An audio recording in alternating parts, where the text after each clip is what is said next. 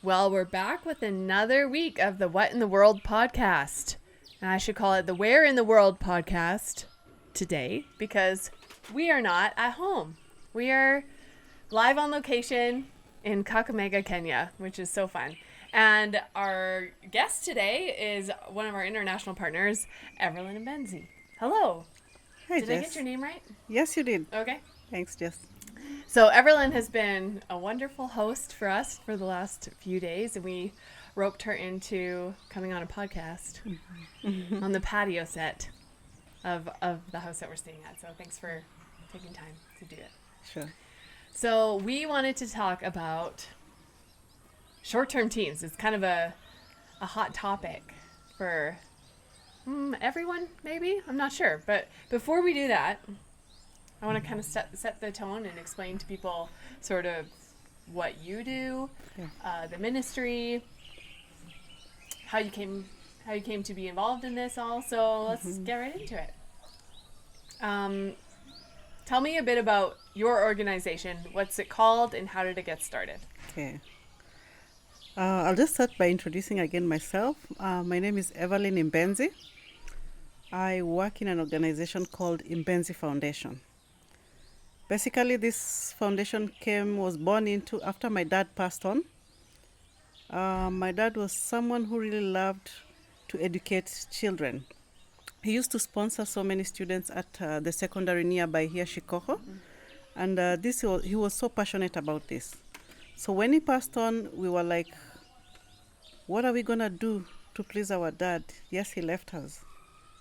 So we talked it out with my brothers, and being the youngest, yes, they were able to listen to me, because initially we used to have teams coming in, and they would come through me. I started just as a tour agent.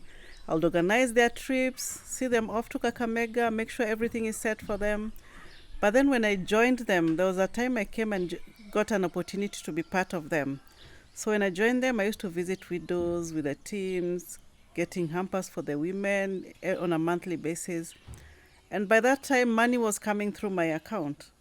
So here you find that you want to be that person that you don't just want to be receiving money in your own personal account, which is not right. You need to set up an organization where people are going to be like who are going to be answerable to that money in case of anything, not only you, because you need to work with people. So with these people, you need to be transparent. So when Dad passed on in 2015, that's when we formed the Imbenzi Foundation. And through that, so funding has been coming through Imbenzi Foundation. And we've had some support coming in for the widows that we support here in Kakamega, in Siaya. And partly the home in Nairobi, Shipra. So Imbenzi came out of that when we just had to register it and had an organization to run some of the projects that are working here in Kakamega. Yes. Yeah, that's great. So a bit more context to what Everlyne is talking about. So Hungry for Life, Everlyne and the Imbenzi Foundation are what we call an international partner of ours, and a group that works with Everlyne and Hungry for Life is called Voice of Hope. So Voice of Hope started back in 2014, I think, and they support widows. Yes. They started with how many and are at what number? Initially, when I came in, there was somebody else who was taking part in that, who was the project partner. Yeah. And by then, there were not so many widows. Roughly, I would say there weren't more than 50. 15? There weren't more than 50. There were not more than 50, Okay. yeah, if I'm not wrong. Okay. So when I came in, we started adding more. Yeah. So this is whereby you come in like as a project partner, and when the team comes in and there's opportunity to expand the women into the program, that's when we recruit women. Right. Yeah. Yeah, so I think you were telling me currently you have about 75 women Yes. that the Voice of Hope team supports, yeah. correct? Here in Kakamega. Here in Kakamega. And in Siaya, about 30. Okay, so just over 100 total. Yes. Okay. And yeah, so there's a wonderful group of ladies in Chilliwack, and I hope they get to listen to this, who raise funds and come. Oh wait, they're also in Ontario. There's two of them, Yeah. Ontario and Chilliwack, and they raise funds and they come once a year. Each of the teams comes once a year, and they They just come and they visit and they build relationship and they get to be part of the monthly. Bringing the hampers, right? Yeah. Yeah. And so that relationship has been going on for over a decade now, which I think is Yeah. very, very exciting. Yes. So let's talk about the program a bit. How do you select who gets to be part of the program? What's involved in being part of the program? What does a widow receive? Okay. So I'll start by how do we select to be part of the program as a widow. So when there's opportunity for us to fill in some more widows into the group, what we do, we go out and get to recruit a widow.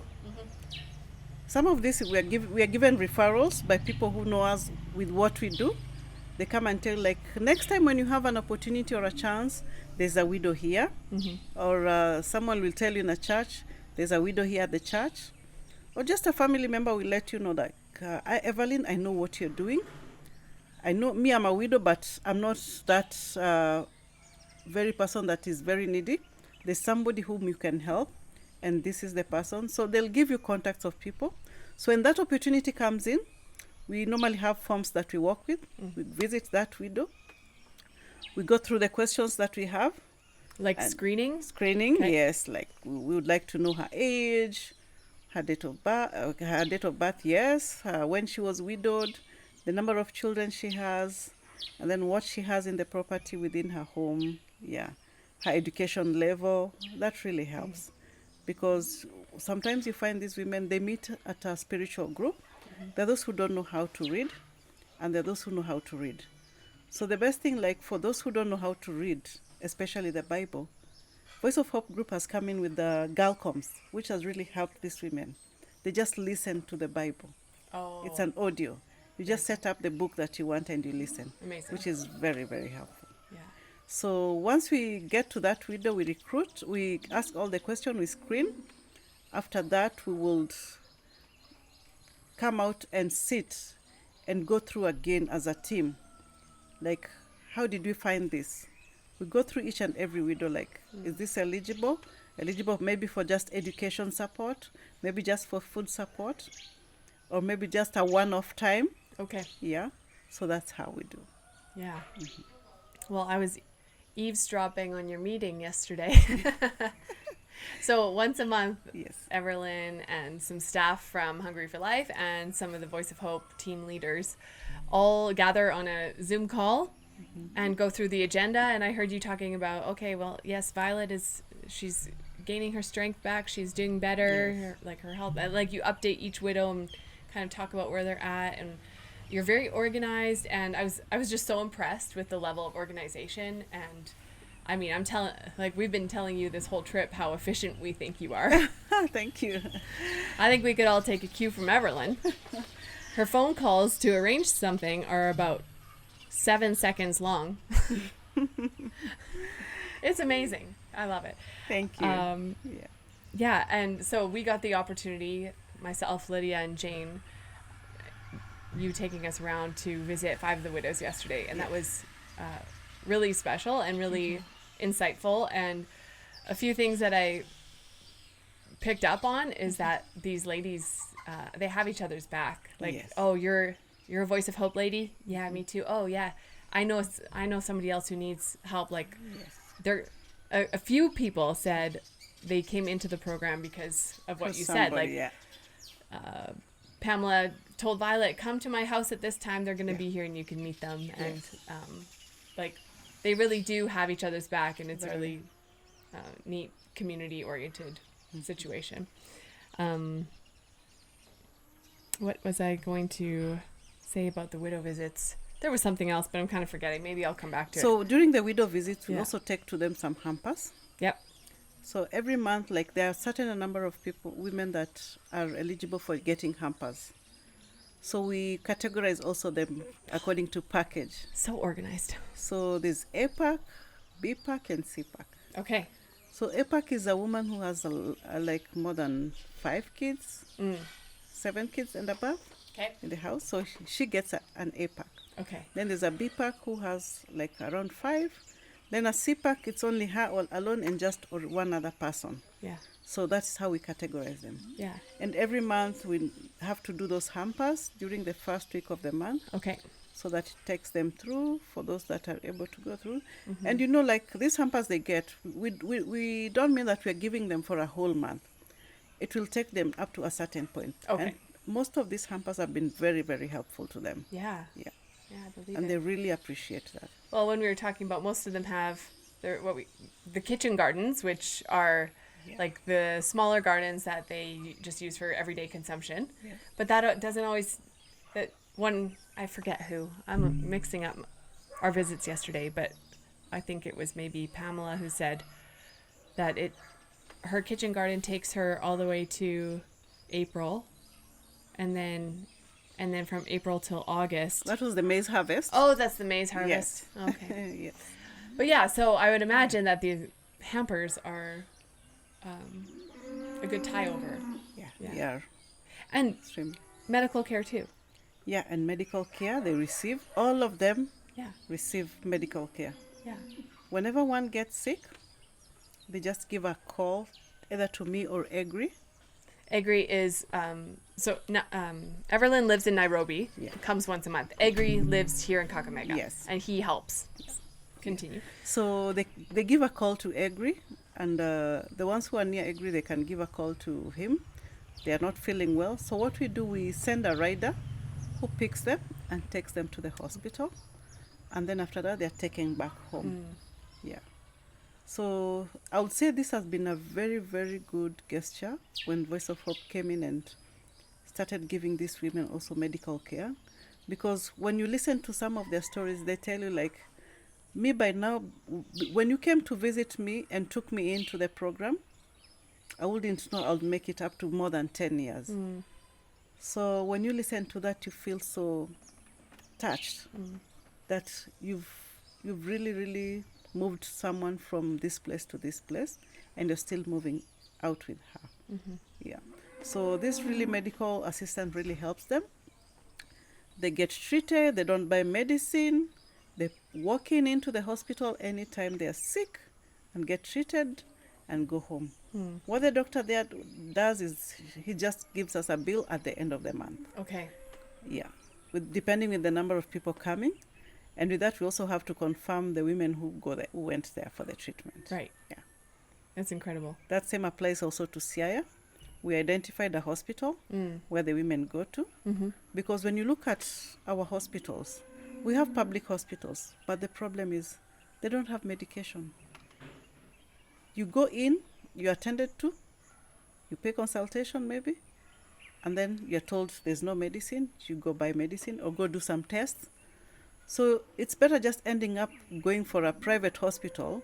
But then when you find here in the rural, not everyone can afford that money. So the women in the Voice of Hope team, the widows that are being taken care of, they have a very good privilege, like their health is well catered for by the Voice of Hope team from Canada. Yes. Yeah, that was evident when we talked to Violet yesterday. Yes. Yeah, Violet's health was not and kind of Yes. is not the best. And Yes. When you met her, she was saying, her words were, "I was just waiting to die." And yeah, her story really moved me because you see that she's she's well. Yeah. Yeah. She is. She has come from far. Yeah. She has come from far. Yeah. Okay, I'm just looking at my questions, just deciding where I want to touch on next. How have you seen God move in the Kakamega community since you've been a part of this? I have seen God move in a mysterious way because there are people who had been, I will call it like they were not worth in the society. But when we came in and Voice of Hope came in and we took in these women, people in the society at least respect them. Mm. They're having that dignity in the society. Mm. We used to have cases brought into us, like a woman has been told like she's not allowed to access the farm where she can dig and plant simply because her husband is not in. Mm. So the brothers-in-law will come in and would like to take over the land. So this really, when I came into this program, I would say being born also in between amongst men made me tough. Right. Do you want to explain why? How many brothers do you have? I have 8 brothers. 8 brothers. Yes. And she's the only girl. I'm the only girl. That's why she's so tough. And you have to. Yeah. So when I came into the program, when I used to hear such cases, I would go to that home and try to talk out to that man. And if that wasn't possible, the only way I would get help is through the local leaders. We call them the chiefs. Mm. Yeah. You would go report there, make a statement, and talk to the chief. This is the problem. And that person would be summoned. And so there was one case, like for Jonas. You visited Jonas. Yes, we did. Yes, the brother-in-law was so tough on him. So when we reported that to the chief, the case was heard, and he was told and given a warning never again to step near Jonas's home. The brother was. The brother-in-law. In-law. Okay. Yeah. So at least it gave Jonas that Yes. strength. Yes. That I have people walking behind me who can support me. Yes, my husband is not there to support me, but I have friends who can support me. Mm-hmm. Yes. That's incredible. Yeah. That's great. Okay, I want to talk to you and get your perspective on short-term teams Yes. because there's very mixed opinions of the benefits or harms of doing it. So what are some common beliefs about short-term teams from your perspective? Would I say we have any beliefs on short-term teams? Yes, these teams, they're good teams when they come in. And with the short-term teams, the only disadvantage I can start with is that the disadvantage I can say for short-term teams, let me start with that. Yes, please do. They're only in a place for a short time. Mm-hmm. Yeah. People would want them to stay for longer, but then the period they're in is very short. But the good thing is that when they come into the area, they get to see so much and visit a lot in a short while. Mm-hmm. They get to understand our community, Mm-hmm. they get to interact, and they get to mingle. Yeah. Mm-hmm. One other thing I will say about the short-term teams is that these teams, they come in when they're well prepared, most of them. Mm. I think from where they're coming from, they're already told where you're going, this is what is needed. Mm-hmm. And when it comes to do with what we call it,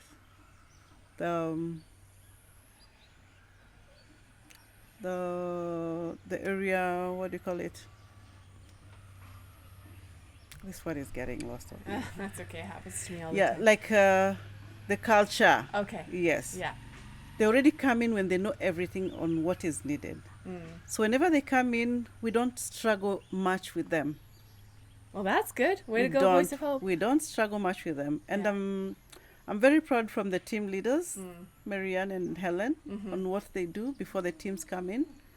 They are hard workers. They are. Yes. And even when they get here, Yeah. wow, they are very hard workers. I have experienced You that. have- Yes. Yeah. So that's what we love about them. Yeah. Yeah. Okay. What is the perspective of from the people in the community? So these foreigners come in, they're here for a couple weeks. Mm-hmm. Like, what is the idea from people in the community? Is it like, well, what are they doing here? Like, what's the point? Or You know, is it like a welcome thing? Is it kind of like a eye roll or It is a welcome thing because the moment you see the locals here, when they see the teams come in, they're always happy to see them. Really? And you'll see them waving when they pass them. Everybody wants to shake their hands. And maybe one other thing I will say is that they already know what they are doing in the village because it's not the first time they're coming in. The Voice of Hope's team started coming in way back. So since then, it's what goes around that this team that is around here, it's doing this and this.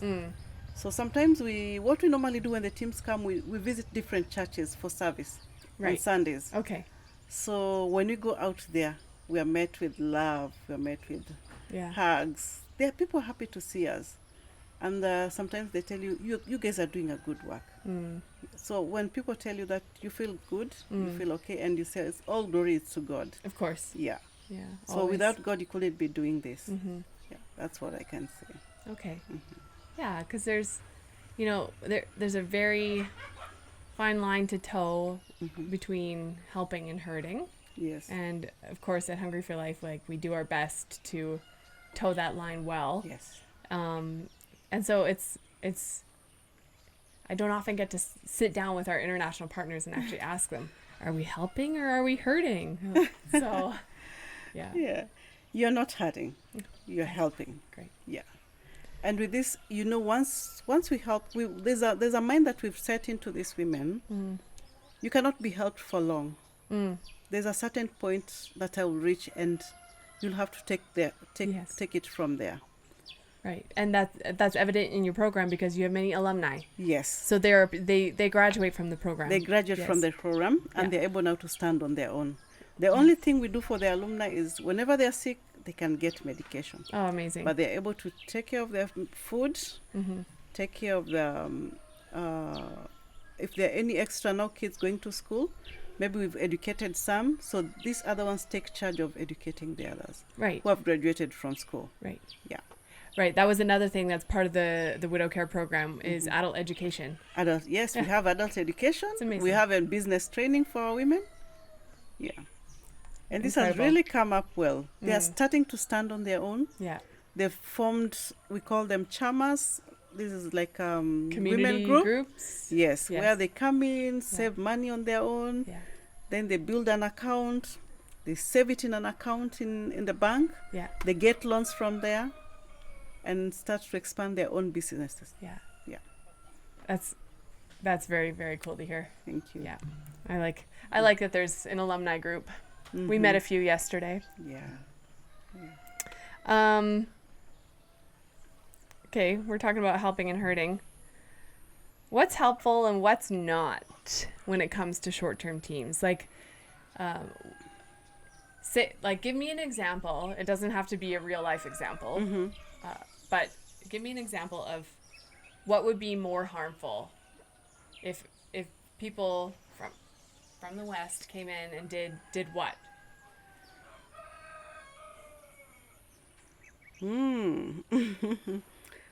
It would be harmful when people from the West come in and just be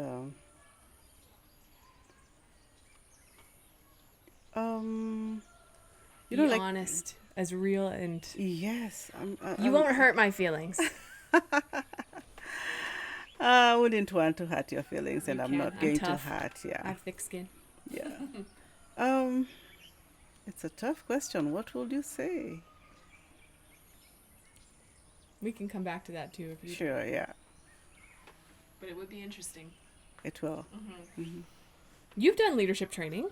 Yes, I have. So there's an organization called Kurumbuka. Kurumbuka. Yes. And it's out of Nairobi. It's in Rwanda, Kigali. Oh, it's in Rwanda. Yes. Kigali. Yes. Okay. Yes.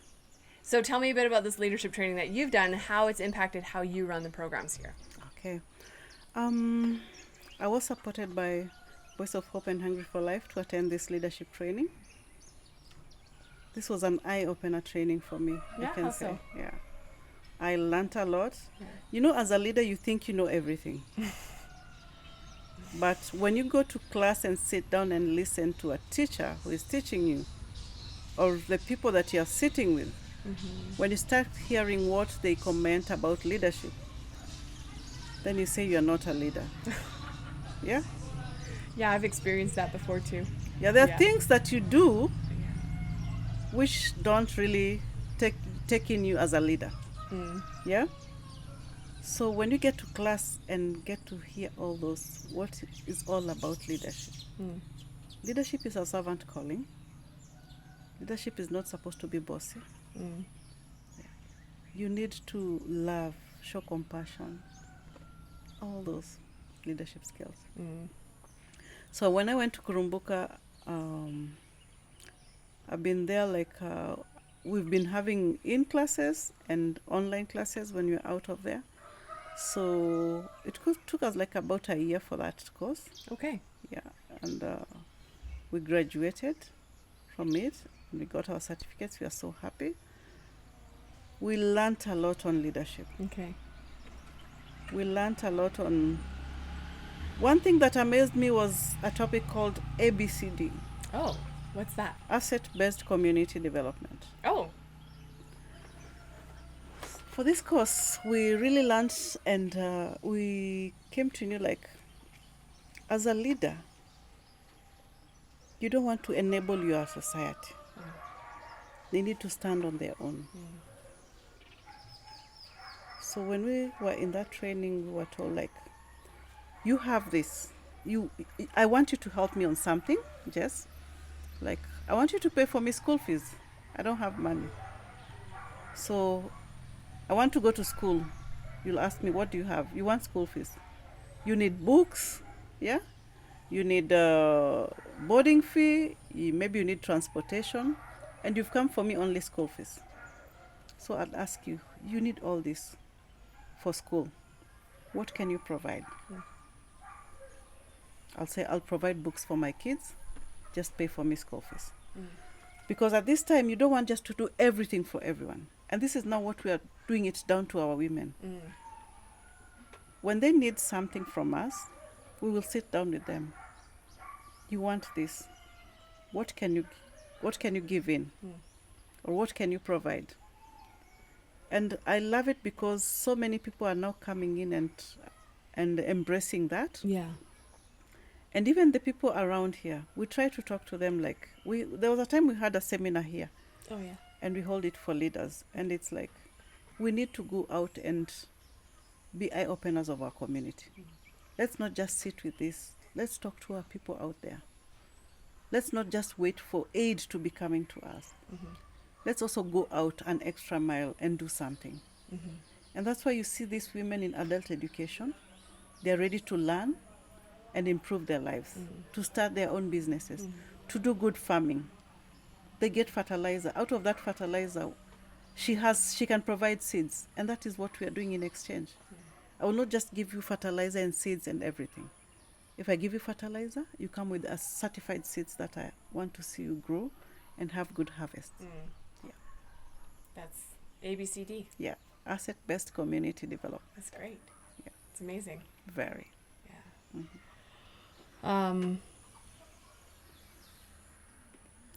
Wow, we're almost at the end of our questions here. Is there anything else you want to talk about as far as the Voice of Hope team? Oh no, I know what I wanted to ask you. Yes. So the teams come once a year, and they get to build relationships. Mm-hmm. What do those relationships mean to the women here? Because I know it means a lot to the Voice of Hope ladies. I just attended a ladies' day that we had in Chilliwack. That the Voice of Ladies.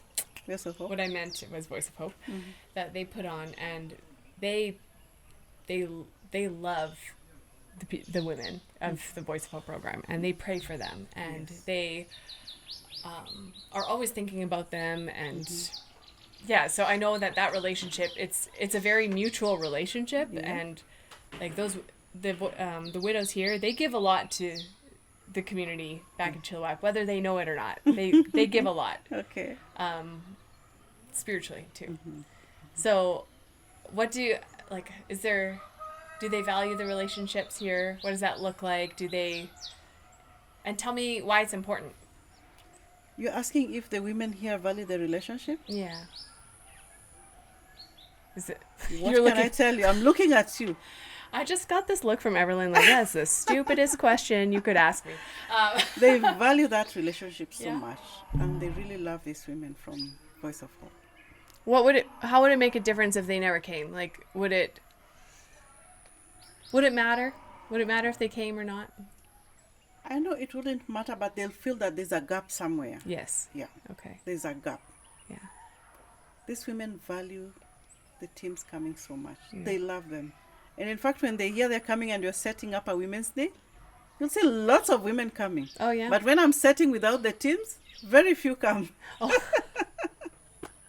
Hey, that's Yeah. not nice. Because there's that exchange. They want to hug them. They want to feel them. You see that? Oh, yeah. It That goes is- both ways. 100%. yes, Yeah. yeah. Yeah. They feel so loved. They feel Yeah. so cared for. Yeah. They feel so, what can I say? They feel so admired. Yeah. Yeah. I think relationship is just. I think about it all the time how relationship is so undervalued when it comes to missions. Yes. Like, and I think we're moving past that of just like the whole writing your check and being done with it. It's really about relationship. Like, I was just talking to Jane before this, and she said that Marianne said when she's here, she just feels closer to God, and it's a very, like, God uses those relationships on both sides of the equation. Exactly. That's why we always talk about a tale of two hungers. Like, Yeah. it's two ways. Speaking of a tale of two hungers, I'm gonna put a little teaser into the podcast right now. Yeah. Where are you gonna be in November? In November, Yeah. I'm going to be in Chilliwack. Yes, she is. Everlyne is coming to our fundraiser, and we're so excited to have you. Thank you. And the theme of it this year is a tale of two hungers. So that was a perfect segue into announcing that you're coming to Canada, which we're very excited about. So if you're listening and you want to hear more of the inspirational Everlyne Imbenzi, you got to show up on November 14th at Southside Church in Chilliwack. More details to come. I think that's going to be a wrap on the podcast. So thank you. Is there anything else you want to say? Or What I can say is just thank you for the teams, and thank you for Hungry for Life for standing with us. We know it's not easy, but we've walked a long way with the Voice of Hope and Hungry for Life, and we're very glad and still having that mutual relationship that God keeps us as we continue empowering these women and changing their lives. Yeah. Thank you. I would like to send that right back to you too. I know that you're an integral part of this ministry, and it's been amazing watching you work so efficiently and so productively, and Thank you. just to get to see what happens on this side of the equation. And you might be one of the smartest people I know. We love you and we value everything you do, so thank you. I'm humbled. Yeah. Thank you. All right, well, that is a wrap on our Kenyan episode of What in the World that we're going to call Where in the World. Thank you. Tune in next time. See you later. Bye. At Hungry for Life, we envision thriving global communities. That means right here in Chilliwack and across the world. HFL partners local churches and groups with international leaders around the world. And through this, we hope to create lasting change. We have a 100% model, which means people like you support staff like me, Ginny, while having 100% of project funds reach the field. Don't know where to start with serving here or overseas? Check out our website at hungryforlife.org. Follow our social media or listen to more episodes of this podcast.